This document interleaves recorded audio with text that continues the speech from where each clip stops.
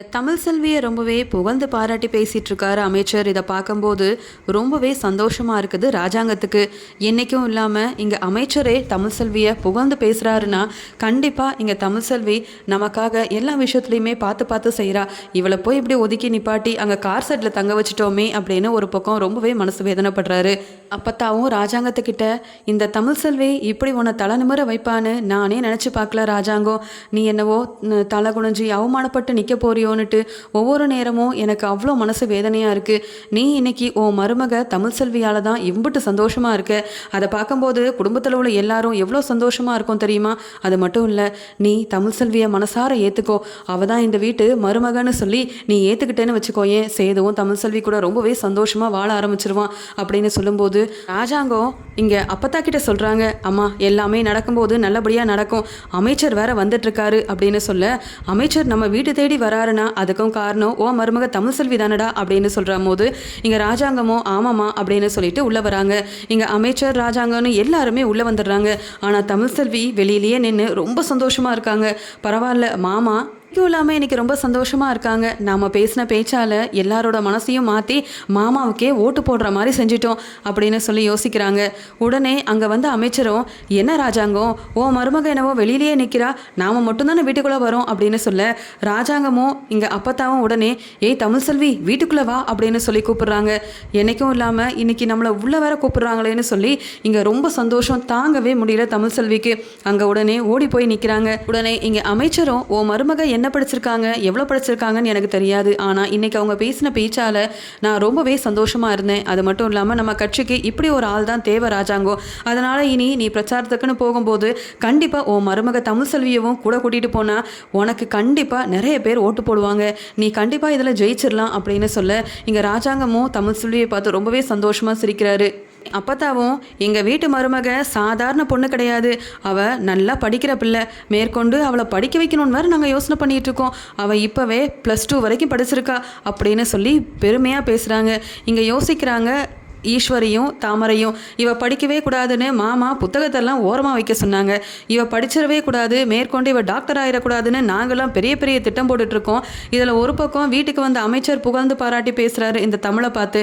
இங்கே அப்பத்தாவும் மேற்கொண்டு இந்த தமிழ் வேற படிக்கலான்னு சொல்லி பேசிகிட்டு இருக்காங்களே, என்ன நடக்க போகுதுன்னு ஒன்றுமே தெரியல அப்படின்னு சொல்லும்போது உடனே போஸோட அப்பா சொல்கிறாரு, தமிழ் செல்வி நாளையிலேருந்து நீயும் சேதுவும் ஒன்று சேர்ந்து எல்லா இடத்துலையும் போய் அப்பாவுக்காக ராஜாங்க அண்ணனுக்காக நீங்கள் பிரச்சாரம் செய்யலான்னு சொல்ல, இதை கேட்டு தமிழ் செல்வி ரொம்ப சந்தோஷப்படுறாங்க. அதுக்கு ராஜாங்கமும் நான் இதுக்கு ஒத்துக்கிறேன் தலைவரே அப்படின்னு சொல்லி அமைச்சர்கிட்ட பேசுகிறாங்க. அது மட்டும் இல்லாமல் இங்கே தலைவர் ராஜாங்கத்துக்கு ஃபோன் பண்ணி, நீங்கள் நடத்தின அந்த கூட்டத்தோட வீடியோவை நானும் பார்த்தேன். உன் மருமக பேசின பேச்சு அம்புட்டு நல்லா இருந்தது ராஜாங்கோ. உங்கள் வீட்லேயே இவ்வளோ திறமையான ஒரு பொண்ணு இருப்பான்னு நான் எதிர்பார்க்கவே இல்லை.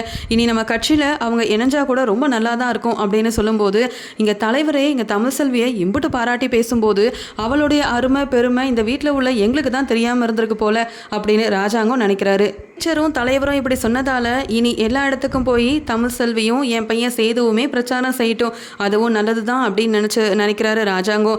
ராஜாங்கம் இப்படி ஒரு முடிவெடுத்ததால் ஈஸ்வரி நினைக்கிறாங்க, இங்கே என் பையன் போஸ் தான் எல்லா ஒரு விஷயத்துலையுமே முன்னிலையில் இருக்கணும், இங்கே சேதுவோட இடத்துல போஸ் தான் இருக்கணும், இந்த சொத்து எல்லாமே என் பையன் போஸுக்கு தான் வந்து சேரணும்னு எம்புட்டு ஆசைப்பட்டேன். இந்த தமிழ் செல்வி என்னவோ அங்கே மைக்க பிடிச்சி மேடையில் பேசின பேச்சால் இங்கே அமைச்சர் மனசு மாறினாரோ இல்லையோ, இங்கே ராஜாங்கம் அண்ணன் ரொம்ப மனசு மாறிட்டாரே. இந்த ராஜாங்க மாமா இப்படி பேசுறதெல்லாம் கேட்டு என்னால் தாங்கவே முடியல.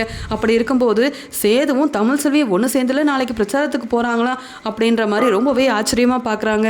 இங்கே தாமரை அவங்க அம்மா கிட்ட சொல்கிறாங்க, என்னம்மா இது, சேது மாமாவும் இந்த தமிழ் செல்வியும் பிரிஞ்சிருக்காங்க, இவங்க பேசுறதுக்கு இனி வாய்ப்பே கிடையாது, கொஞ்ச நாளில் எப்படியும் இந்த தமிழ் செல்வி வீட்டை விட்டே வெளியில் போயிடுவான்னு பார்த்தா எல்லா இடத்துக்கும் இவங்க 2 பேரும் ஒன்றா போகணுமா? இப்படியே பேசி பேசி தமிழ் செல்வி இங்கே சேது மாமாவோட மனசையும் மாற்றி 2 பேரும் ஒன்று சேர்ந்து வாழ ஆரம்பிச்சிருவாங்களே. இத்தனை நாள் சேது மாமாவை தான் நான் கல்யாணம் பண்ணிக்க போகிறேன்னு ஆசைப்பட்டுட்டு இருந்த எதுவுமே நிறைவேற போகிறதே இல்லையாமா? என்னமா இங்கே நடக்குது? நம்ம நினைக்கிறது ஒன்று ஆனால் நடக்கிறது ஒன்றாலமா இருக்குது. இந்த தமிழ் செல்வி ஒரே நாளையில் இங்கே ராஜாங்க மாமாவோட மனசை மாற்றின மாதிரியே சேது மாமாவோட மனசையும் மாற்றிடுவாளோ அப்படின்னு சொல்லி வீட்டில் உள்ள எல்லாருமே இங்கே தமிழ் செல்வியை பற்றியே பேசிகிட்டு இருக்காங்க. ஆனால் தமிழ் செல்வி ரொம்ப சந்தோஷமாக இருக்காங்க. நம்மளை அந்த வீட்டை விட்டு வெளியில் அனுப்பணும்னு எல்லாருமே நினச்சாங்க. ஆனால் நான் பேசின பேச்சால் ராஜாங்க மாமா மனசு மாறி இங்கே என் வீட்டுக்காரர் கூட கூடயே வெளியில் போகலாம், பிரசாரத்துக்கு போகலான்னு சொல்லிட்டாங்கல்ல, இனி எப்படியாவது சேது மாமாவோட மனசை நான் மாற்றிடுவேன், நான் சேது மாமா கூட ஒன்று சேர்ந்து தான் வாழ போகிறேன் அப்படின்ற நம்பிக்கையில் இருக்காங்க. அதே மாதிரி எல்லா இடத்துக்குமே இங்கே சேதுவும் செல்வியும் போய் அங்கே ராஜாங்கத்துக்காக ஒவ்வொரு இடத்துலையும் போய் பிரச்சாரம் செய்கிறாங்க. இதெல்லாம் பார்க்கும்போது எல்லாருமே ரொம்ப சந்தோஷமாக இருக்காங்க.